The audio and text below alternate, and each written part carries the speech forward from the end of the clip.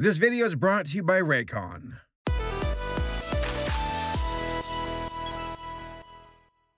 Finding Nemo, one of Pixar's greatest films.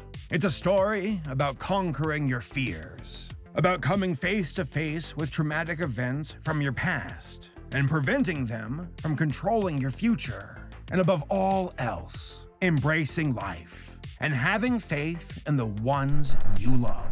What the hell is that? What is this? That's not Finding Nemo. What's on the screen? Finding Jesus? No. No, they did not. This isn't a movie. This can't be real. I refuse to believe that this exists. Are you telling me they made a ripoff of Finding Nemo that's Christian? Oh my God. Oh my God. They did. Is nothing sacred? Hasn't Finding Nemo suffered enough?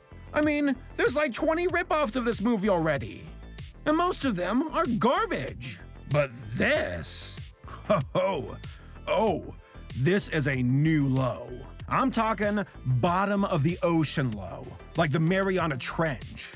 So there are three main reasons why this movie is utter trash. Number one, it's a shameless ripoff. So it's automatically terrible in my book. It's uninspired. It's riding the coattails of a superior film. And it preys on gullible buyers who cannot tell the difference from the original. Pour one out for grandma. Number two, it panders to audiences. Real talk, Christians do not have the best quality when it comes to their content. Bible Man, Gaither's Pond, Salty, Jesus Christ. That's because a lot of studios and companies know that they don't have to try when it comes to Christian consumers. Most Christians will buy this stuff because it's Christian. And number three, it's racist. Yeah, didn't see that one coming, did ya? And from a sushi roll no less, which, contextually speaking, doesn't make any goddamn sense. So all of these 3 points form the holy trinity of garbage. Something the likes of which I've never seen before. And I don't think that any of you are quite ready for it. So, let's check it out. That's right, you heathens. You've been warned. Bob and Larry can't save you now. So, who's responsible for Finding Jesus? God, I can't get over that name. Well, that would be Wow Now Entertainment, aka Dream Machine Animation, aka Brainy Pants, aka Toe Jams. And let me tell ya, these folks are legitimately one of the greatest offenders when it comes to making mockbusters. Now, for those who don't know, according to Wikipedia, quote, a mockbuster is a film created with the intention of exploiting the publicity of another major motion picture with a similar title or subject. Mockbusters are often made with a low budget and quick production to maximize profit and may be similar enough in title, packaging, etc., in hopes that consumers will confuse it with the actual film it mimics. But their producers maintain that they are simply offering additional products for consumers who want to watch additional films in the same subgenre. So, essentially, hack frauds who try to trick consumers and deliberately mimic the success of greater movies, and Wow Now Entertainment is a machine when it comes to churning this stuff out. For real, check out their film catalog.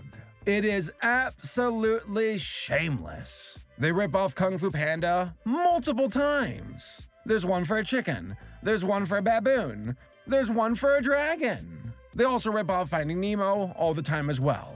I mean, look, they even rip off it. Ooh, him. Who came up with this time? Who? Wow, I can't believe it's actually called that. How is it actually called that? Just totally shameless. Oh, and I also found out they did an animation for Donald Trump. Like, seriously, there is nothing off limits to these people. As far as I know, Wow Now is stationed out of Haiku, Hawaii.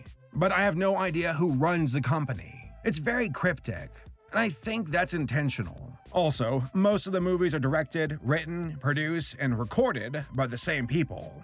Like, you got this one voice actor named KJ Schrock, who's been a voice actor in over 50 Wow Now movies. Rumor has it that he's locked up in a basement in Hawaii, and he can't leave until he works on 100 Wow Now movies. Guys, right now, take to Twitter, hashtag save KJ Schrock.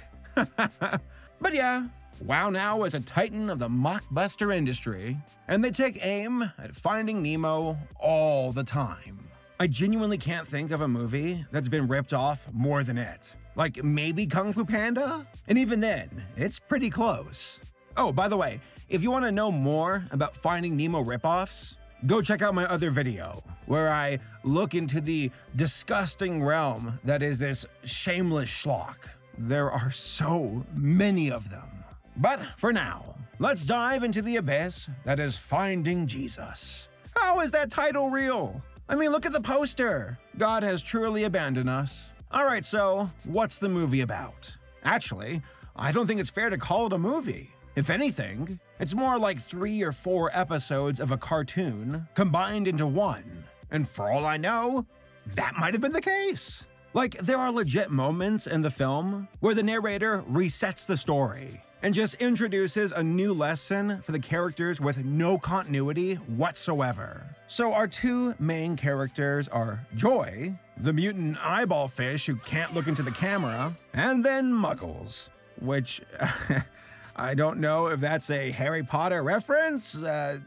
Go figure. Joy and Muggles go to Professor Shark and learn about Jesus. Bible lessons, Bible verses, the whole Christian shebang. So initially, I was like, hey, this doesn't look as bad as the other Wow Now films. Maybe they've improved. But then after 2 minutes, I realized that I've been duped, and that this film is just going to get worse and worse and worse. Let me give you all a quick rundown of all of the pointless lessons in this movie. Joy and Muggles go to a crab called Scary Henry, and they guilt trip him into being thankful and to stop being depressed all the time. You heard it here, folks, viewers who are depressed. Just stop. Oh, okay. The Harry Potter fish told you so. They then go to a swordfish to save him, because they were told he was caught up in a net. But when they get to him, he already freed himself. And then he tells them a Bible story. Joy and Muggles then meet up with a whale and tell her that they found a bunch of crabs for her to eat, which just really makes things awkward for Scary Henry. You know, the guy who's a crab. You may not be our same species, but we think of you as family, Henry. Look at them all. Crustaceans are my favorite. Thanks, you guys. Don't mention it. What the f? Like, this movie doesn't explain the food chain at all. And I just have to assume that these fish go to church together, they pray to Jesus together, and then they go eat at Red Lobster afterwards. Oh, my mistake. Eat the Red Lobster afterwards. He was agnostic. He had it coming to him. After that, Joy and Muggles then lie to Professor Shark, and he guilt trips them. They then meet up with this dolphin who sounds like Fozzie Bear. Yeah, I heard about it. Then they go hang out with a puffer fish who sounds like a valley girl. Oh yeah? Who's your friend? But nothing, absolutely nothing, compares to the brain aneurysm that is Mr. Sushi.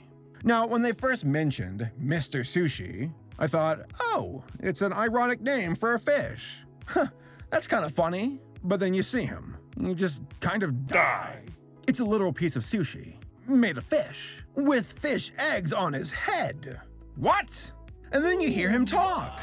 I always thought you two were good little fish.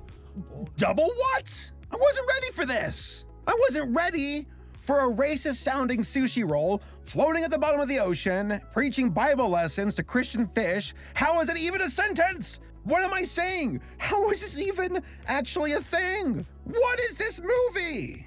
After this part, other things happen in the movie, but, you know, it doesn't matter. At this point, I'm officially dead on the inside. So, what are my overall thoughts about this movie? Well, let's start off with the story. if we can even call it that. Like I said before, the plot points of this movie have no continuity except for Joy and Muggles floating from place to place and learning Bible lessons. That's it! And it's extremely boring. There are even parts between lessons where they just float in silence for a bit. And then we get a bubble overlay transition, which I'm pretty sure the movie stole from SpongeBob. And folks, I am honestly confused when it comes to the Jesus stuff. Like, is Jesus a fish? Is he human? What's the relationship between these God-fearing fish and the Lord thy God? Did Jesus walk on water while these fish swam through land? I don't know. It's all so ham-fisted and has zero nuance to it. Like, at least VeggieTales had fun characters and stories and was able to stand up on its own two carrot sticks. But here, no subtlety whatsoever. And I'm pretty sure WoW Now didn't give a damn about the Christian stuff. They're just a bunch of charlatans trying to trick gullible Christian families into buying the schlock. And how about that voice acting, folks? I keep saying that I'm dead on the inside after watching this movie, but I don't know if these voice actors were even alive to begin with. Their dialogue, their delivery, it's all so hollow and flat. And take a shot for every time the characters laugh with their dead eyes.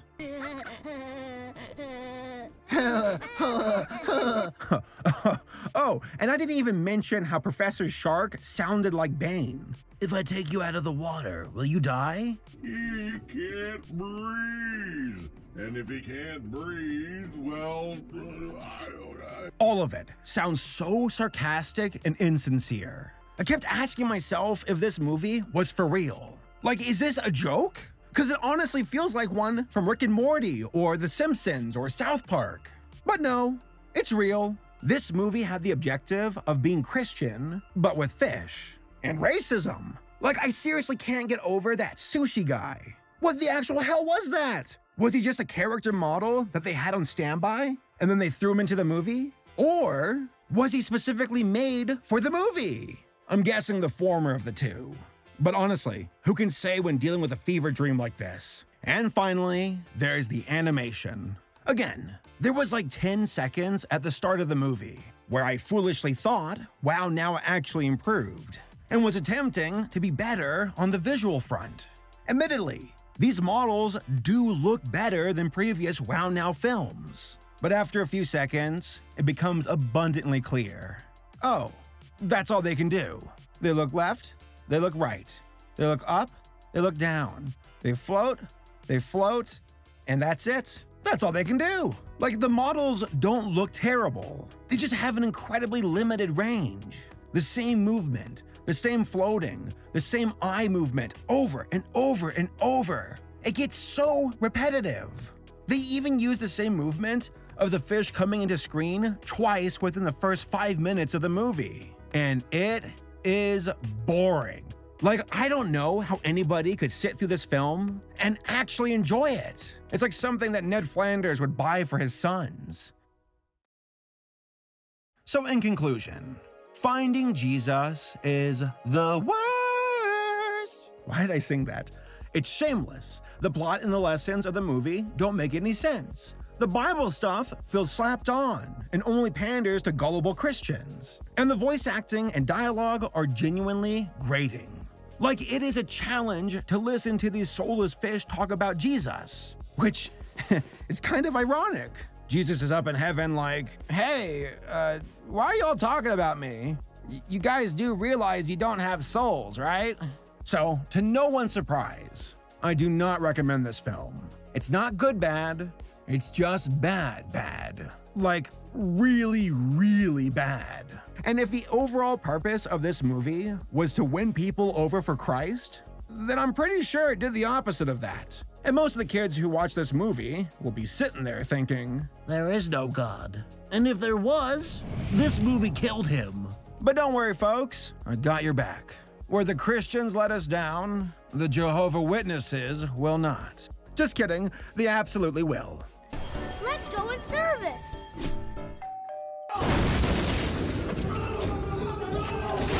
Strap in, folks. This one's going to get creepy. Watch out, Nemo! There's a scuba diver right behind you! Oh no! He can't hear me because he's wearing his Raycon earbuds! So I want to give a big shout out to this video sponsor, Raycon earbuds. Raycon is disrupting the electronics industry by designing premium wireless audio for half the price without the compromise. They're doing things differently than other brands out there, from the way they design their products to the way they price them. Raycon prioritizes their customer experience from start to finish. For the longest time, I thought earbud headphones were dumb, but Raycon totally won me over. Honest to God, I use them all the time, while doing chores around the house, while walking my dog, while working out, and real talk. It's nice not having to worry about a wire getting caught up in stuff and jerking my head around. You know what I'm talking about? When the wires like wrap around a door handle and it's like, ugh, my head. Raycon earbuds give you 6 hours of playtime, seamless Bluetooth pairing, a rich bass, and a more compact design for a comfortable, noise-isolating fit. There's even a 45-day free return policy. And best of all, Raycons aren't stupid expensive like other brands. They're actually fairly priced, but still have a high level of sound quality to them. I've been rocking their everyday E25s for a while now, and they've been consistently great. This version has 6-hour playtime, seamless Bluetooth pairing, a rich bass to the sound, and a more compact design that gives you a nice noise-isolating fit. There's even new colors to pick from.